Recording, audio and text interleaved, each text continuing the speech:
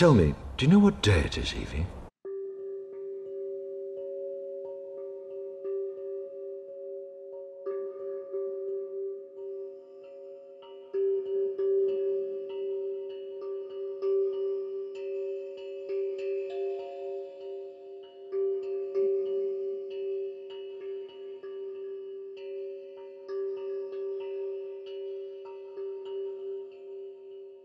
The things they don't teach us in America about our own history could fill so many volumes, and especially when it comes to our shared history with England. They boiled all of that history down into one little moment in time, basically, and then just kind of threw everything else away. If Americans these days know about the 5th of November, it's likely because they watched V for Vendetta. Remember the 5th of November. The 5th of November is known as Guy Fawkes Night in England, or Bonfire Night, and it began after the gunpowder plot of November 5th, 1605 was foiled when Guy Fawkes was arrested guarding explosives that the alleged plotters had placed under the House of Lords. The plotters were Catholic, and they apparently intended to assassinate Protestant King James I and his parliament.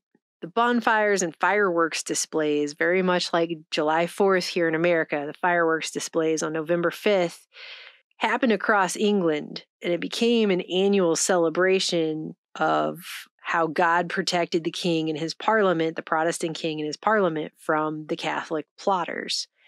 Actually, the following year in 1606, an Observance Act was passed mandating that date to be an annual public day of Thanksgiving, which remained on the statute in England until 1859.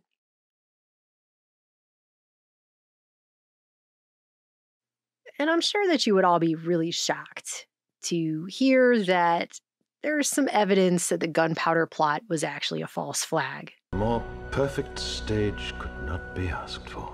There's actually a book that was written in 1897 called What Was the Gunpowder Plot? The Traditional Story Tested by Original Evidence, which raises some pretty good questions and points out that not only was the government immediately suspected at the time widely of having contrived or somehow fomented this plot, but there was evidence that the government was fully aware that this was in progress and knew about it months in advance at the very least and allowed it to play out in a certain way in order that the government could discover the plot and stop it for religious and political gain and also to promote legislation. And one of the guys that is suspected as being behind it was the Royal Chancellor, Sir Robert Cecil, the Earl of Salisbury, who has been likened in the modern day to the Dick Cheney of his time, who would have contrived the plot under Queen Elizabeth, actually, but couldn't do it at the time because she passed away, so he brought it back under James I. And the goal was to make Catholicism so odious to the British people that they could expel all the Roman Catholics from the country and confiscate all of their estates, while also boosting the idea that God had chosen to protect Protestant King James and his parliament via the chosen religion. So it gives more power to the state. Basically, the idea is they foiled their own plot. I will say the government had a full detailed official story all sealed up and ready to deliver to the British people by November 7th. They had all the details, everything lined out, everything to happen. They had solved the whole case in like less than 48 hours, which is just amazing police work for 1605. Cecil was also part of something called the War Party, which had a goal of pushing King James into a war with the Spanish Empire, which of course would have made them all very wealthy. After this was over, England became very fixated on concepts like homeland security. I mean, it's just, if you look into this rabbit hole, you'll find a very, very familiar story in here. The rest, as they say, is history. But anyway, I mean, I don't know. If you're at all aware of the history of false flags, this whole thing sounds remarkably familiar. Can you prove any of this? Why do you think I'm still alive? But what most Americans were probably never taught is that the 5th of November became Pope's Day or Pope's Night here in the American colonies. So this was widely celebrated here for a long time. In fact, There's some evidence that it was first celebrated in American colonies in Plymouth back in 1623, and it was going pretty strong in the 25 years leading up to the American Revolution, all up and down the coast. In New York City, as far south as Charleston, but most especially and famously in Boston. In Boston, Pope's Night was this annual ritual of reversal where the plebs, the lower classes, ruled the city for a day. Boys and girls of all ages, they would go door to door, kind of like mummers, and they would beg for money and treats, sort of like Halloween. But the big show came in the evening when two companies, the North End Company and the South End Company, very similar sounding to the way crews who design and parade Mardi Gras floats do. They would, the North End Company and the South End Company would parade giant effigies of the Pope, the Devil, and the Pretender, which is the pretender to the throne, James Stuart, whose son Charles led the failed 1745 Jacobite uprising in England in a bid to regain the throne for his father. So that failed, but these companies for Pope's Night in Boston would make those effigies and they would put them on wagons and they would parade them through town every year on the 5th of November. People would chant "No Popery," and they would battle it out to see who could destroy the other company's effigies. And then they would take all that stuff and they would go to the green, the Boston Common, and they would burn it. Like whoever lost got their stuff burned in a giant bonfire.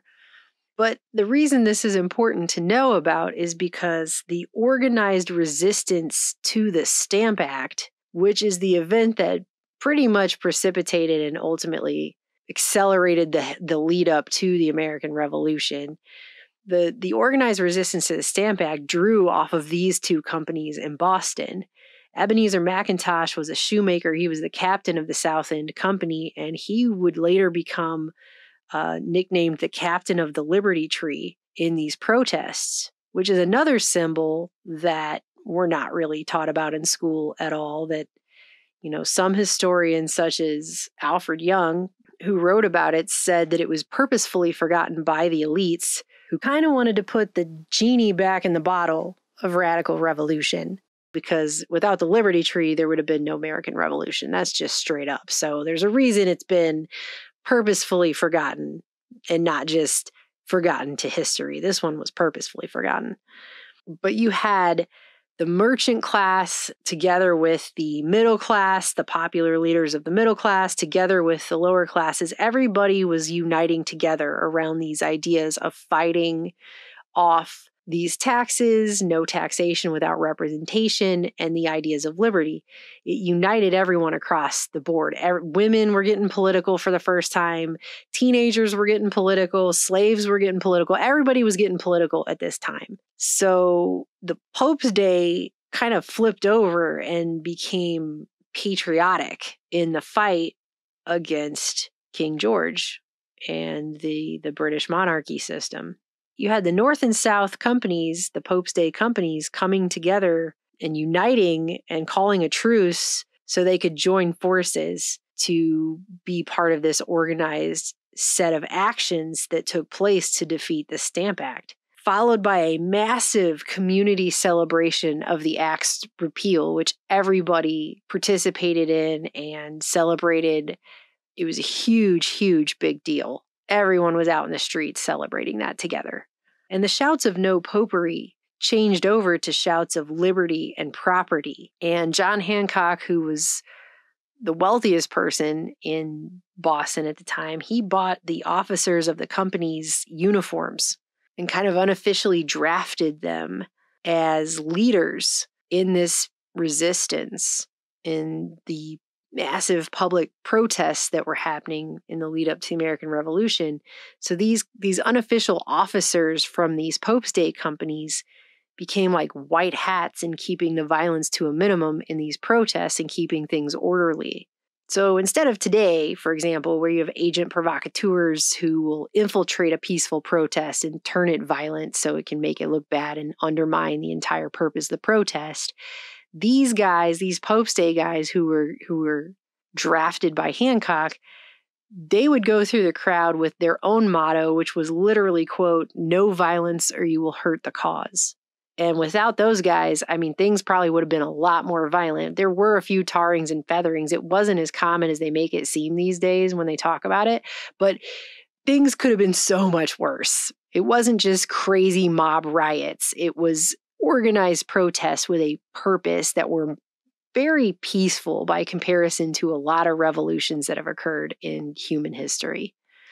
So, unfortunately, those companies' truce broke in 1773, and it all kind of fell apart, and the Boston leaders banned Pope's Day in 1774, and then it got kind of double banned because General Washington banned it among his soldiers in 1775 because America was trying to solicit help from French Canada.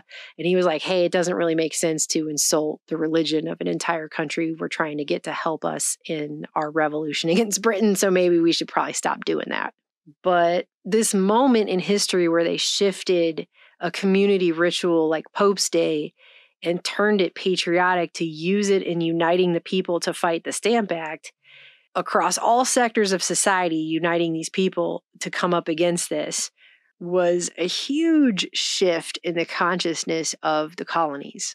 It's just kind of interesting how forgotten this part of the history is, because people know, I mean, some people know about the Stamp Act and how it precipitated the American Revolution, but a lot of people don't realize that the Stamp Act was built on the back of Pope's Day, which is remember the 5th of November. And so in a way, without Pope's Day, Pope's Night, without the organized protesting of the Stamp Act that was built off of the community rituals of Pope's Night, it wouldn't have happened that way.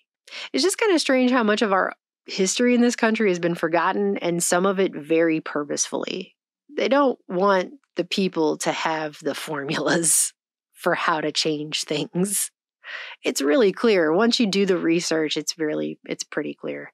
And I guess I just wanted to tell you guys about that because it's really strange this year how it just so happened that Britain had their elections on the 4th of July and our election happens to fall on the 5th of November. Strange how that works out for what has got to be the craziest election I've ever seen in my lifetime. Remember the 5th of November, the gunpowder, treason, and plot. I know of no reason why the gunpowder treason should ever be forgot.